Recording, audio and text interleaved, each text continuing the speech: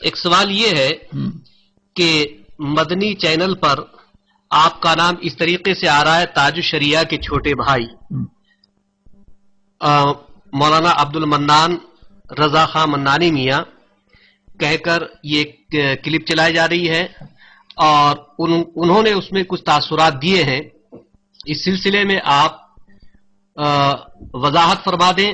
اس سے پہلے میں یہ عرض کروں کہ جن صاحب نے، ان کا نام ابو بکر ہے، یہ پوری بات کہی ہے کہ تاج الشریعہ کے بھائی، ان کو یہ چاہیے تھا کہ پہلے تاج الشریعہ کا موقف اس سلسلے میں بیان کرتے اور تب وہ نام استعمال کرتے. وضاحت فرما دیں آپ. بہت صحیح ہے.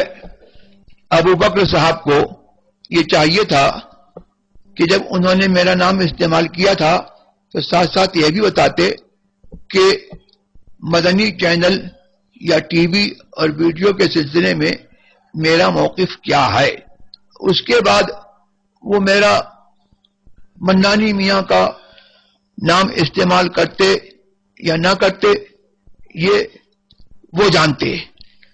میرے نام کے ساتھ منانی میاں کا نام جوڑنا یہ تو میری سمجھ میں کچھ نہیں آتا ہے، سوائے اس کے کہ یہ ایک جھینگا مشتی معلوم ہوتی ہے کہ دیکھیے یہ تو ناجائز کہتے ہیں اور ان کے بھائی جو ہے وہ جائز کہتے ہیں. اب جس سے اپنا کام نکلے اسی کو جو ہے استعمال کیا جائے. اور اس جماعت کا یہی وتیرہ رہا ہے کہ یہ علماء اہل سنت والجماعت کا کتنا کہنا سنتی ہے.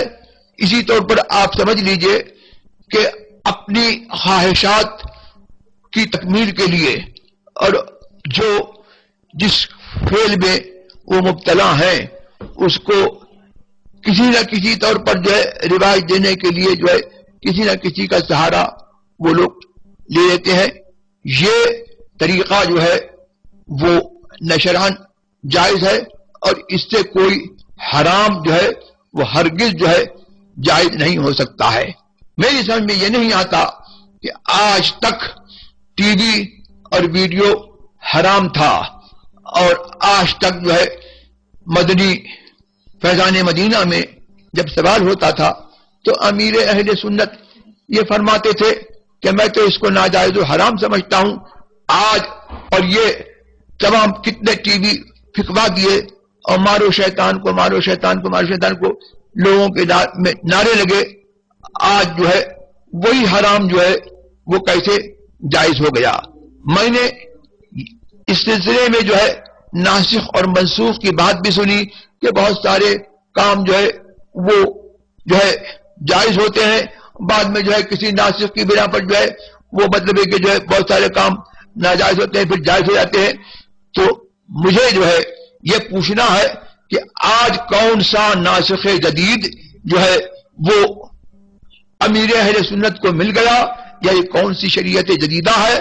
حضور سرور عالم صلی اللہ تبارک وسلم کے زبان کے بعد جو ہے اب نسخ کا قول کرنا جو ہے یہ کہاں تک جو ہے ان کو جو ہے زیب دیتا ہے. اس سلسلے میں علماء اہل سنت والجماعت کی اگر کوئی قدر ان کے نزدیک ہے تو علماء اہل سنت والجماعت سے اپنا حکم جو ہے وہ پوچھ لیں.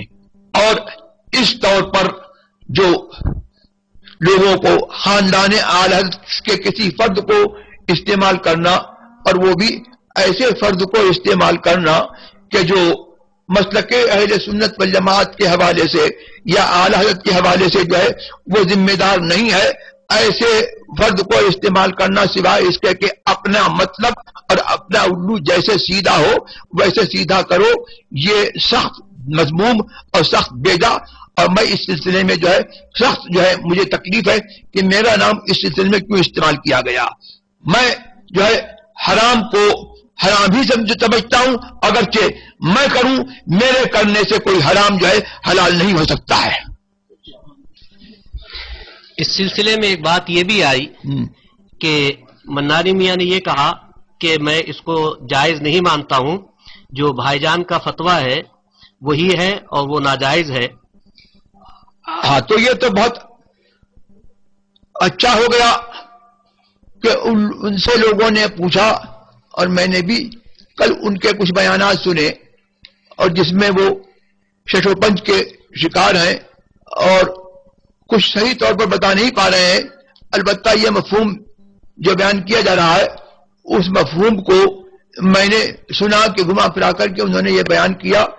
تو اب یہ جو استعمال کیا گیا منانی صاحب کا نام، اس سے اس جماعت کو کیا فائدہ پہنچا یہ جماعت خود سوچے.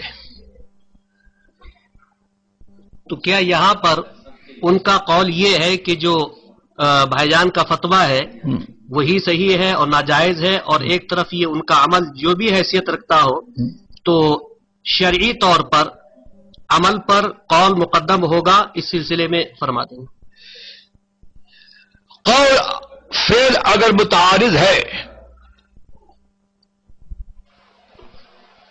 تو وہ حضرات جن کے قول و فعل کی کچھ حیثیت ہے ان کے قول و فعل میں اگر فعل قول سے متعارض ہو تو قول کو لیا جائے گا، فعل کو نہیں لیا جائے گا.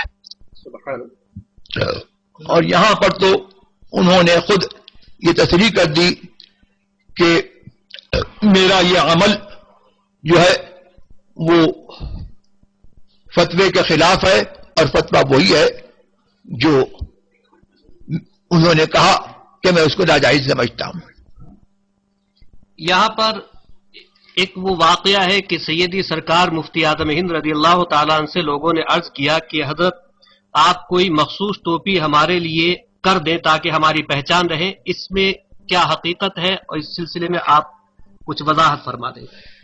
مجھے اس کا علم نہیں ہے، لیکن میں نے مولانا شعیب کے ذریعے سے، اور ہو سکتا ہے انہوں نے کسی معتمد کے ذریعے سے یہ بات سنی ہو، تو حضور مفتی اعظم ہند نبر اللہ تبارک و تعالی مرقدہ نے یہ فرمایا کہ میں اختلاف نہیں چاہتا ہوں اور میں افتراق کو پسند نہیں کرتا ہوں، اور خاص ٹوپی اگر معین کر دیتے تو ایک خاص پہچان لوگوں کی بن جاتی، اور اس میں جو ہے ایک افتراق کا اور اختلاف کا اندیشہ تھا. تو یہ اہل سنت والجماعت کے بھی خواہوں کی اور ان کے ہمدردوں کی یہ روش تھی کہ ایک جائز فعل فی نفسہ ہی یہ جائز تھا، لیکن اس اندیشے کی بنا پر انہوں نے اس سے پرہیز کیا.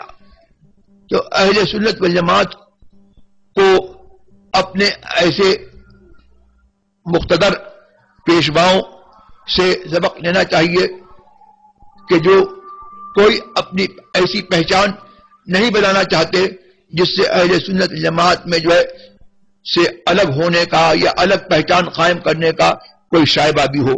اور چاہیے کہ لوگوں کو الگ تمام اہل سنت جماعت سے الگ کوئی پہچان مقرر نہ کریں، بلکہ وہی پہچان بنائیں جس میں تمام اہل سنت جماعت کا اتحاد اور ان کے اتفاق کا استحکام ہوگا.